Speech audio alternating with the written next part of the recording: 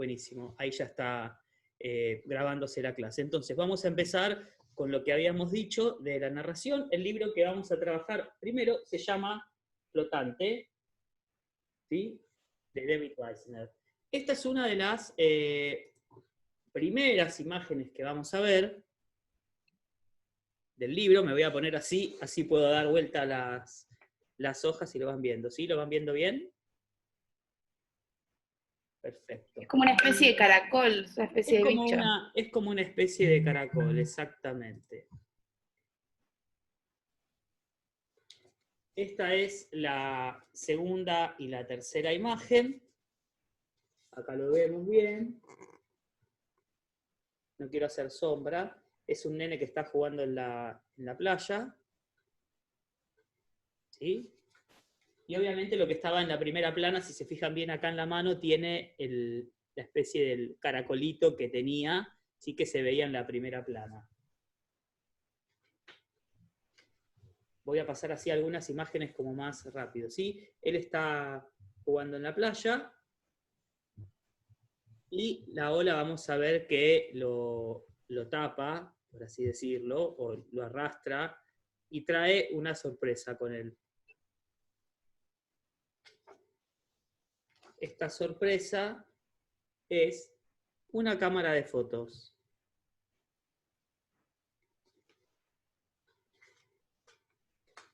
Entonces, fíjense que es una cámara antigua por la forma que tiene, y vamos a ver en estas viñetas diferentes personas que tratan de ayudarlo a ver qué es, de dónde salió, etcétera, etcétera, ¿no? Hasta que se da cuenta que, obviamente, la última parte tiene el rollo adentro.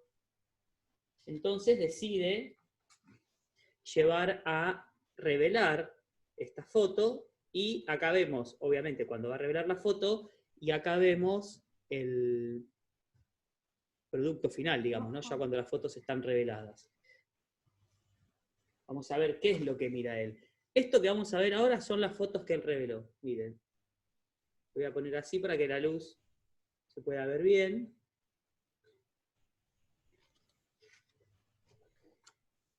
Él sigue mirando las fotos. Esta es la segunda foto que vemos.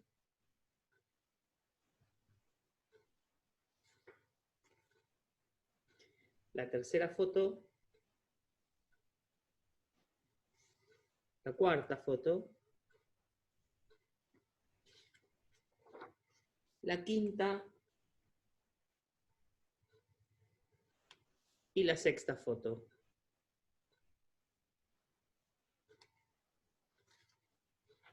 Lo que más le llama la atención es la última foto de la cámara. La última foto de la cámara tiene a una nena que tiene una foto, y esa foto tiene otra foto y otra foto y otra foto y otra foto. Esto se conoce como puesta en abismo. Es como cuando doblás el espejo y ves esa sucesión infinita de imágenes, ¿sí? Es exactamente la misma sensación.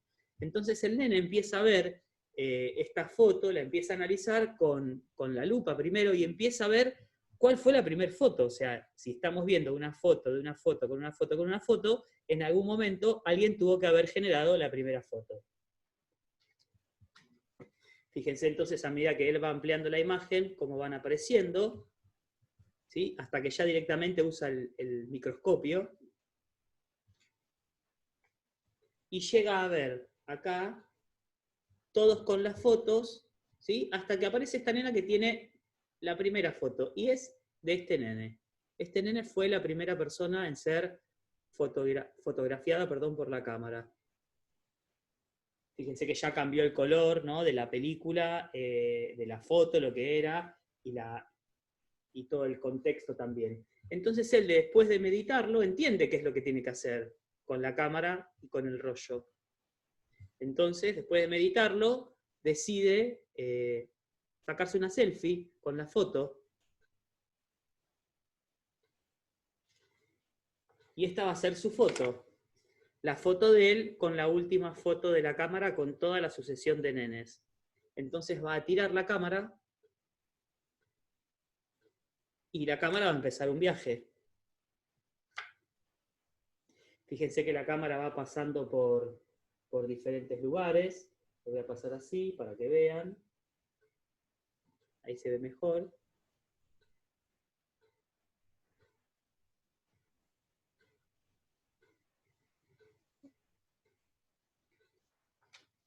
Fíjense todas las cosas que llegan a ver, perdón, y ahí se ve entero el libro.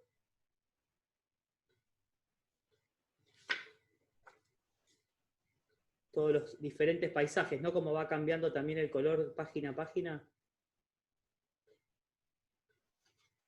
Y hasta que lo último, la última imagen del libro es esta.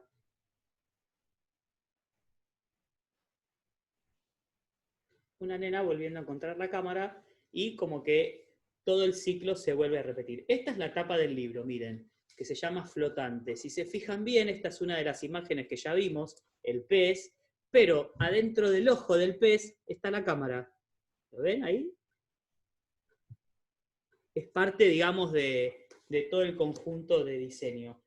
Este libro álbum, a pesar de no tener ningún texto, ya de por sí está contando una historia. ¿Por qué? Porque nos está situando en varios elementos que tienen que ver con la narración, que es lo que les voy a mostrar ahora. ¿Les gustó? ¿Qué les pareció el libro? Es una maravilla dentro del libro álbum. Es un autor que es fascinante lo que hace. Les voy a mostrar. Está bueno, y me gustó como le ibas contando vos en realidad, porque no estaba escrito nada y vos los ibas contando, pero por ahí yo me iba imaginando otras cosas. Está bueno el libro, me gustó. Bien, o sea, ustedes dependieron de lo que yo contaba, pero si yo no hubiese hecho nada y solamente hubiese pasado las hojas, ustedes también hubiesen podido armar su propia historia. O sea que nosotros, por ejemplo, en Argentina no trabajamos mucho el tema de la adaptación de libros, sobre todo de libros o de textos sagrados. En muchos otros países trabajan el mismo texto, pero de acuerdo a la edad. De hecho, cuando estudiamos idiomas, si alguien estudió idiomas, ven que hay historias que van teniendo que ver no con la edad, sino con la adquisición de esa lengua que estamos aprendiendo. Muchas veces en otras lenguas, porque se usa así, el mismo texto que puede ser la Biblia está adaptado de diferentes edades, desde la parte del gráfico, sin texto, con un poquito de texto para los primeros lectores, para un cuarto grado, para un sexto grado. Entonces, cada vez van tomando, y hay toda una industria editorial mucho más rica, porque trabajan el texto de acuerdo a su target de público, digamos, ¿no? Si yo quiero trabajar la Biblia o cualquier otro texto para chicos de 15 años, no les puedo dar la Biblia en su formato original, porque es como que vamos a desvirtuar el objetivo que queremos, ¿sí? Porque a veces termina alejando en vez de acercar. Eso es algo muy de Argentina, que es como muy canónica, o sea, necesita que el libro sea la versión original. Y a veces se pueden hacer adaptaciones porque acercan a las personas, ¿sí? Nosotros no tenemos esa cultura, pero hay otros países que la tienen y dan mucho mejor resultado.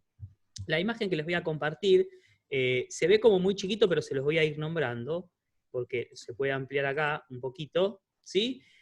Todos los elementos que vamos a ver del texto narrativo, ¿sí? Igualmente la clase la estamos grabando para los que se sumaron ahora, para que tengamos este material después.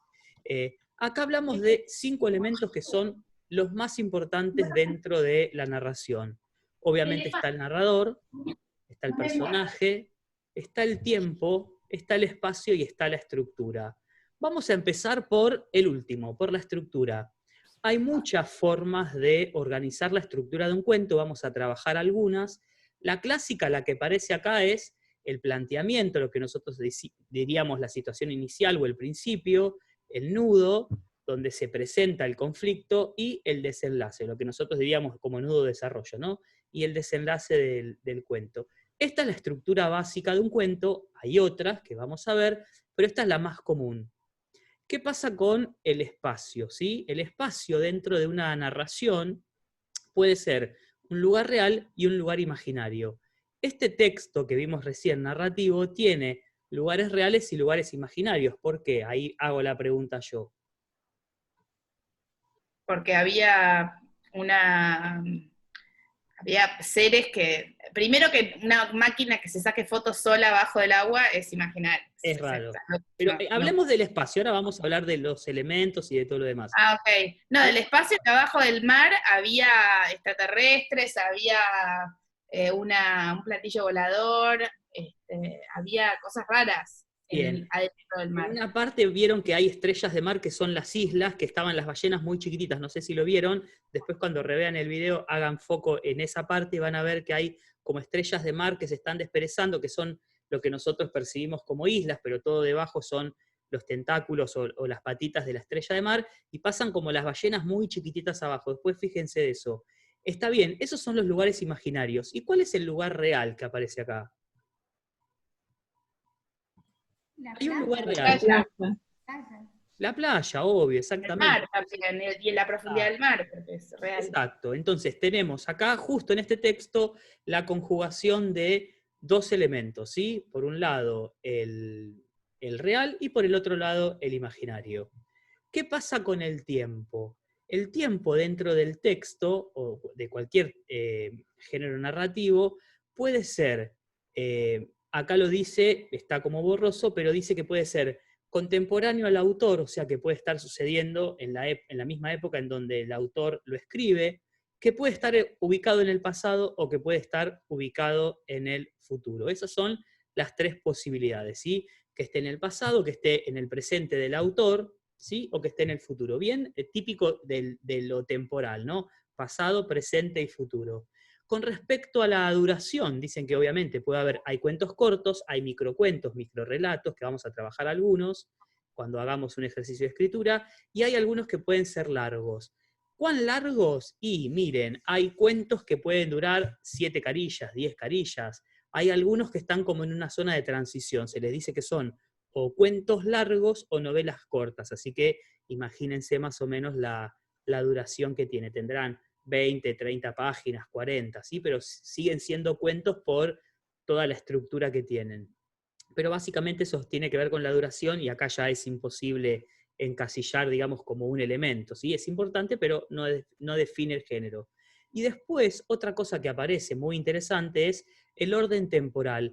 ¿Cómo están ordenadas estas historias? Y acá dice que el desarrollo puede ser lineal, o sea que la historia es cronológica. Acá nosotros vemos toda una historia cronológica con el libro. El nene encuentra la cámara, revela el rollo, analiza qué es lo que está viendo, se saca la foto y vuelve a mandar la cámara.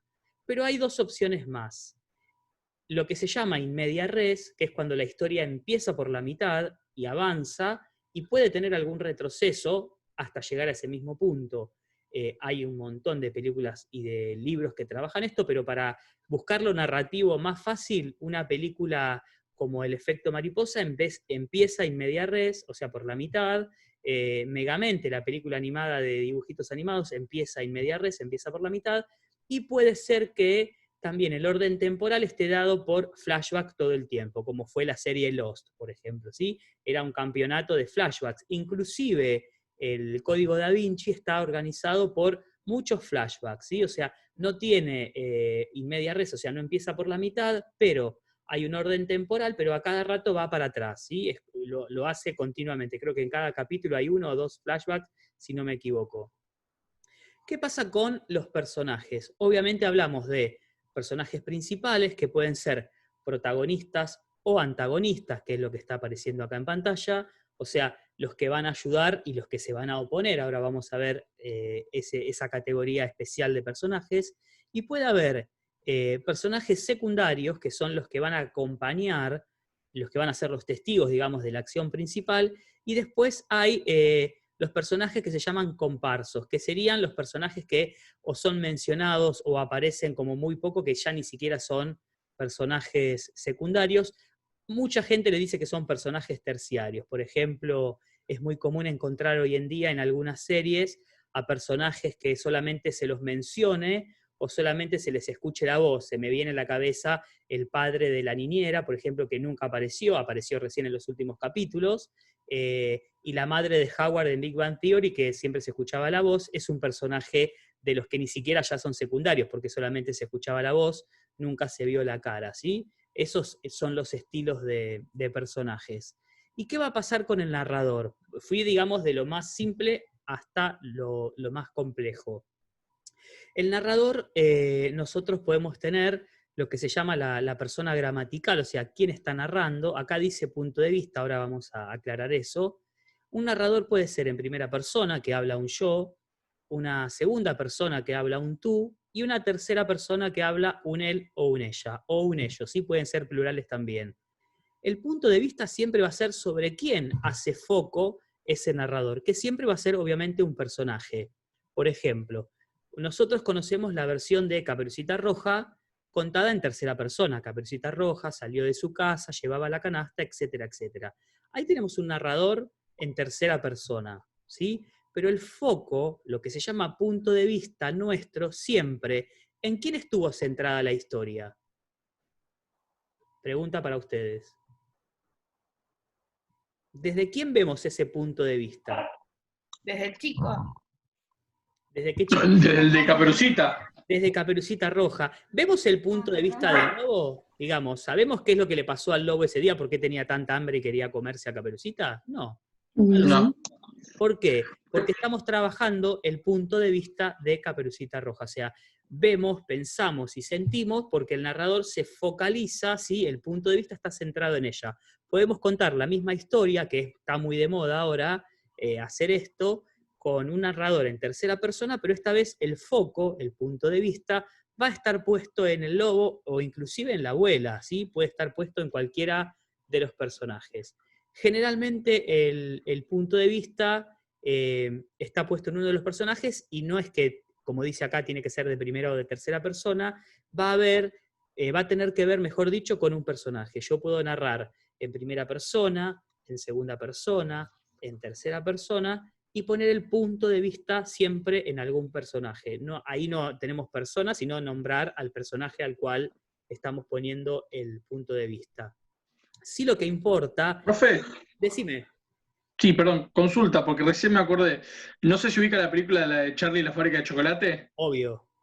Bueno, vio que al final aparece como que es narrada por uno de los tantos umpalumpas. Exactamente, que está arriba de la cabaña de los abuelos, que está dentro de los papás, que está dentro de la fábrica de chocolate. Específico. Sí, eso sería como... Ahora les voy a decir algo que va a arruinar la película, pero ya voy con eso. En realidad no se las voy a arruinar. La van a ver y la van a ver de otra manera totalmente diferente. Ahora se los cuento en un ratito. Por eso la tengo tan presente, porque la uso mucho y la trabajo un montón. Gracias, Fede. Fede, ¿no? Sí, porque estoy con la pantalla para trabajar con esto. Así ustedes después pueden ver mejor el material.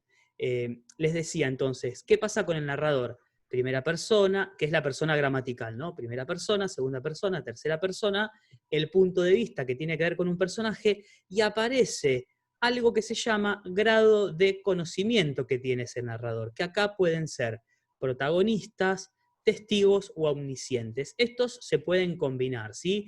La combinación más clásica, la sabe todo el mundo, es un narrador en primera persona que sea protagonista y un narrador en tercera persona que sea omnisciente.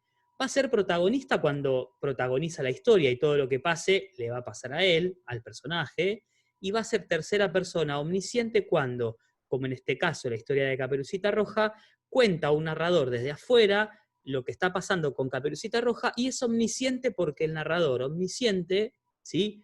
Es el que sabe y conoce inclusive hasta cómo piensan los personajes. Es como que se puede meter adentro de la cabeza y ver lo que está, sentir lo que siente o lo que está atravesando, pensar inclusive o mostrarnos lo que piensa el personaje. O sea, es como meterse, ¿vieron como una película que nosotros recorremos un escenario y vemos a un personaje? Bueno, esto es un narrador en tercera persona, esa cámara que nos muestra la película del cine.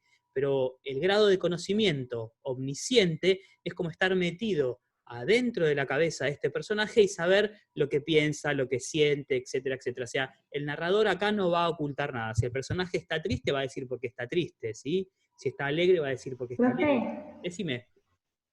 Dice Pilar, si la puede dejar entrar, por favor. ¿Está fuera, Pili? Ya voy, a ver. Ahí está. Porque se canceló esta parte, digamos, para trabajar con el con el texto y no lo vi. Ahí se está uniendo Pili. Perdón. Profe, Decime. profe, Sí, Agus. una película donde el protagonista rompe la cuarta pared para hablar con el público. Hay un montón de películas donde el protagonista rompe la cuarta pared. Un montón. Deadpool No, no sí, sería. pero eso que... Deadpool, claro, ahí tienen uno. Esa, yo pensaba en George de la Deadpool, pero... Selva. Sí, ese sentido. Sí, rompe la cuarta pared, exactamente. Acá vamos a tener un personaje, a ver, estamos viéndolo desde un punto de vista de una película, ¿no? Pero tenemos a un personaje que estamos viendo, digamos, inclusive hasta lo que piensa y hasta se comunica con nosotros. Entonces acá tenemos un narrador, digamos, en primera persona, porque lo estamos viendo, y obviamente acá ya va a alternar, ¿no? Cuando está haciendo sus actividades y todo lo demás, va a ser protagonista, pero cuando nos habla a nosotros va a ser omnisciente, porque está contando lo que siente, etcétera, etcétera. Entonces es como que lo muestra de esa manera. ¿Sí? Acá hay como una alternancia de cosas. Dejo de compartir un segundito la pantalla. No los quiero abrumar la primera clase con todo este material, pero después se los voy a enviar detallados solamente hoy para hacer la primera aproximación, por eso estamos grabando la clase. Les voy a mostrar ahora, antes de pasar a la segunda partecita teórica, otro texto más. Este texto, que es el de Benjamin Lacombe, que es un ilustrador francés, es muy interesante porque se llama Cuentos Silenciosos. Ustedes pueden, me voy a correr un segundito, por ahí no se escucha bien, ustedes pueden narrar a través de imagen, pero este libro lo que tiene es esto justamente, nada más y nada menos que esto. Miren esto, ¿eh? Lo vamos a abrir así.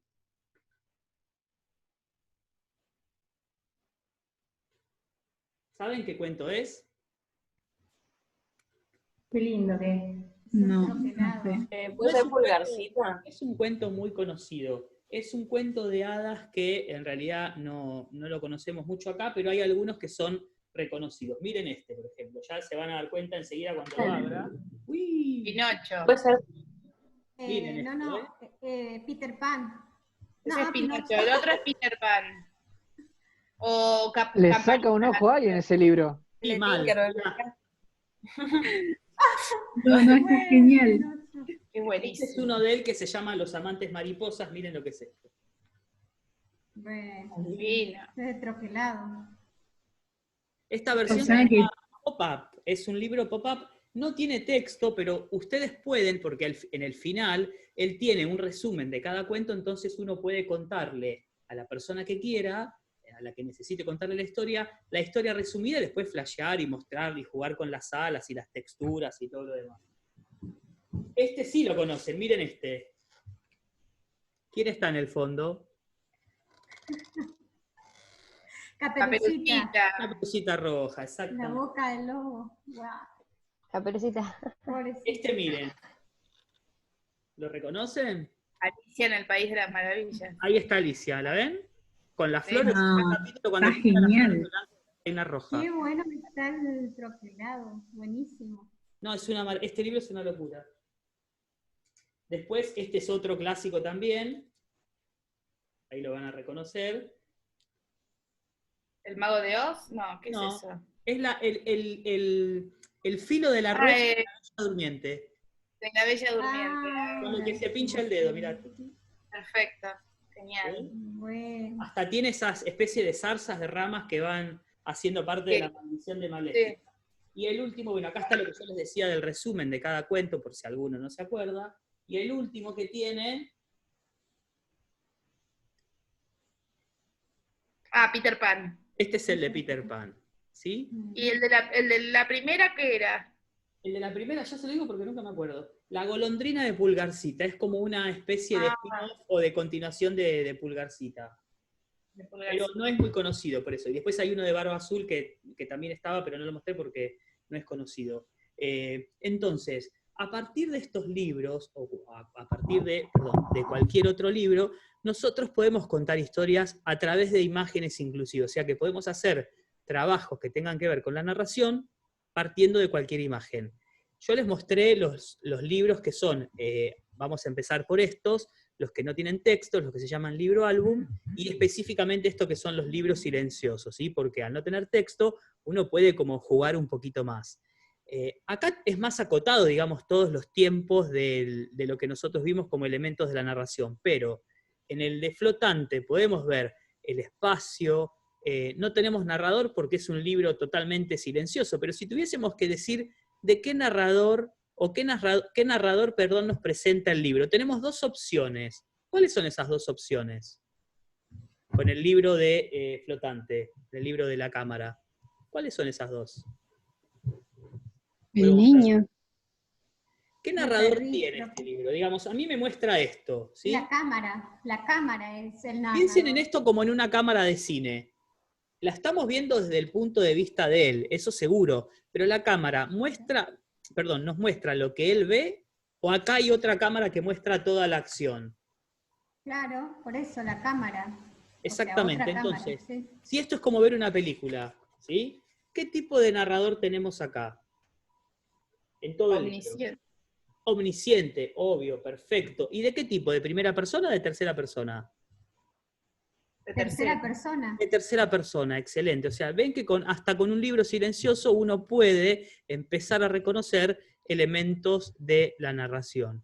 Volviendo al tema que me habías dicho vos, Fede, se me fue de la cabeza el nombre, de la fábrica de chocolate, de Charlie y la fábrica de chocolate. Yo la trabajo de una forma muy particular porque la película es una alegoría de una historia muy conocida que es la Divina Comedia. Piensen en Charlie y la fábrica de chocolate como un descenso al purgatorio de Dante. ¿Por qué? Porque Dante, cuando entra al purgatorio, tiene un acompañante, tiene un guía, que es Virgilio. Acá Charlie tiene a Willy Wonka como acompañante, como guía. Y cada círculo del purgatorio, que acá son en la historia original de la Divina Comedia son terrazas, se representa un pecado capital. Cada nene, e inclusive en algunos adultos, aparece un pecado capital. La gula, Augusto Gloop, cuando se come el chocolate, queda atrapado, descartado de ser el heredero de Willy Wonka. Michael, que es el nene de la ira, que es el pecado capital, que es el de los videojuegos, descartado también. Los abuelos representan la pereza, porque están siempre en la cama. Fíjense eso. Después aparece el tema de la avaricia, que es nada más y nada menos que Veruca, la nena que quiere tener todo, hasta que la ardilla le golpea la cabeza y queda descartada también. Después está la nena que se llama Violeta, que es la de la competencia, digamos, ¿no? Que es, ¿cómo se llama? El orgullo, en la que gana muchos premios y muchas medallas y quiere ser la primera en probar ese chicle que la termina transformando en un arándano gigante. ¿Quién más me queda? Después me queda la envidia y la lujuria. La envidia, vamos con la lujuria que es más fácil, pero es de la parte de los adultos. La lujuria está en una de las mamás, en la mamá de Violeta, que le hace como algunos guiños a Willy Wonka porque se lo quiere levantar. Fíjense, es muy sutil, y Willy Wonka dice, bueno, sí, ya está, o sea, como que corta toda esa situación, pero ahí aparece el otro pecado capital.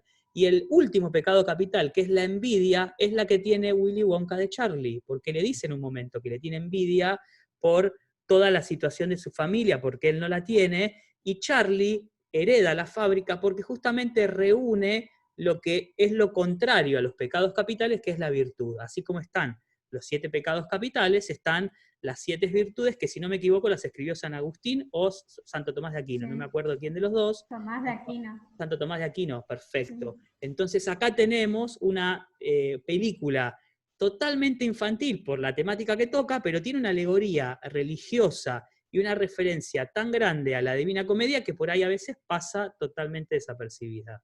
¿Sí? No sé si les arruiné la película, pero si la miran y leen algo de la Divina Comedia, van a ver que cae cada pecado, cada uno en su lugar, y eso es muy interesante. ¿Qué pasa con los personajes? Voy a hacer la última partecita teórica que quiero que vean, a ver en dónde me quedó. No me rompa más la ilusión, por favor, profe. No era la idea, créeme que no era la idea, pero está bueno verlo, digamos, ¿sí? ¿Antes se vio todo lo que yo mostré o no? Sí. ¿Sí? Porque por ahí Profesor, se vio había solamente tocado algo que los- no era. A ver si me muestra. Solamente no se puede leer, pero se ve. O sea, porque está borroso, pero se ve. Perfecto, pero se vio. Acá está. Esta es la que yo quería mostrar. Ahora sí, ya les comparto pantalla para que lo vean. No sé si lo vieron. Sí, sí, se ve. ¿Se veía? Bueno, ahora Ahora no. porque me hizo un lío esta cosa. ¿Ahí se ve el cuadrito? No, no la abrió todavía. Entonces me sigue haciendo lo mismo. Sí, no, figura que está como en una carpeta. Sí, no, pero bueno. No me está tomando el cambio que quería. Voy a dejar de compartir esto, a ver si puedo cerrar la carpeta, porque no me aparece. Bueno, ya la voy a buscar. En algún lado tiene que aparecer. No era para romperte la ilusión, créeme que no, pero pasó así. Sos muy fan de... Mirá que yo soy re fan de la peli, pero viéndola de esta manera es como que cambia todo. O por lo menos... En quinto año salvé la materia de lengua y literatura haciendo un ensayo de esa película, por eso. Mirá qué bueno, bien. Bueno, acá están viendo toda la pantalla oscura, ¿no? No Sí. sé por qué no me toma la imagen, pero qué cosa seria, si recién estábamos trabajando la otra imagen y la tomo bien. No hay forma hoy de que quiera mostrarme el esquema actancial. Bueno, lo voy a hacer de la manera más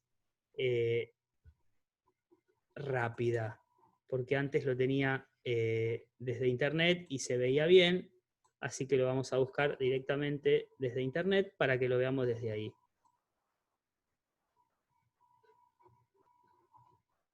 Que va a ser mejor así, porque no es muy extenso. Yo les estaba contando acerca de los personajes, ¿sí? ¿Qué pasa cuando analizamos los personajes? Ahora sí, vamos a compartir pantalla, ahora sí lo tenemos acá, ahora sí.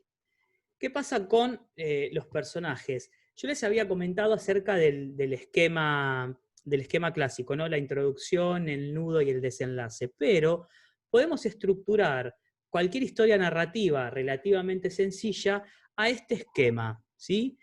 Va a haber una fuerza que se llama destinador o fuerza destinadora, que siempre es algo abstracto, ¿sí? Puede ser el hambre, la belleza, la vida, la muerte, el dolor, que va a influir sobre un sujeto, ¿sí? Que va a ser el protagonista de la historia o donde va a estar el punto de vista, y ¿para qué va a incidir esta fuerza destinadora sobre este sujeto?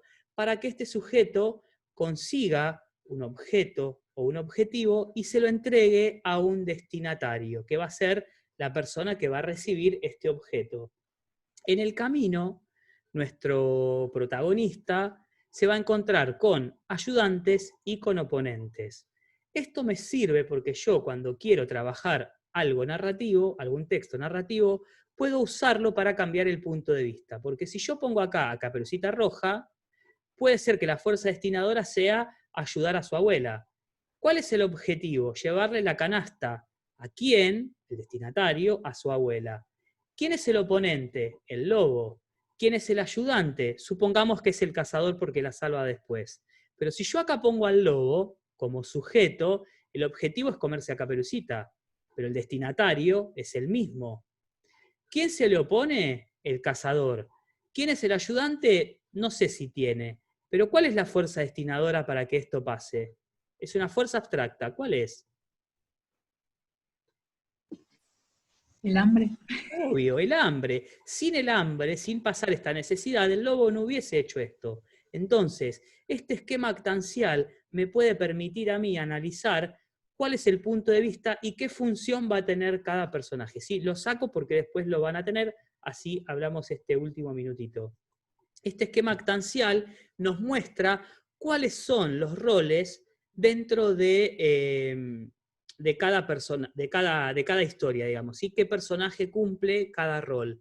Esto es como una parte, digamos, más nueva, digamos, si bien es un texto, es un análisis que se hacía hace mucho tiempo atrás, siempre se trabajaba con introducción, nudo, persona y desenlace, y quién era el personaje protagonista y quién eran los que se oponían. Acá le da toda una vuelta, porque el protagonista principal siempre tiene que conseguir algo para dárselo a alguien o inclusive para él mismo, y en el camino va a tener ayudantes y oponentes. Pero si yo cambio el punto de vista, si yo pongo como sujeto al lobo, el esquema se me reconfigura, ¿sí? Esto lo podemos usar justamente para cambiar el punto de vista. Piensen en una película sencilla como Shrek, ¿sí? Como él como sujeto. Si yo pongo a Fiona, va a cambiar. Si yo pongo al Lord Farquaad, que es el enanito, el rey, también va a cambiar. Entonces, lo que hago yo es cambiar el punto de vista con este esquema actancial. Si ya después la próxima lo vamos a empezar a aplicar a algunos textos, pero antes de que se corte, esa, digamos, fue la onda de la clase. Yo les voy a subir material mañana que tiene que ver con todo esto y algún texto cortito para que hagan como una práctica muy, muy sencillita con los temas que vimos, ¿sí? Buenísimo. Les mando un beso grande entonces porque ya en un minutito se corta.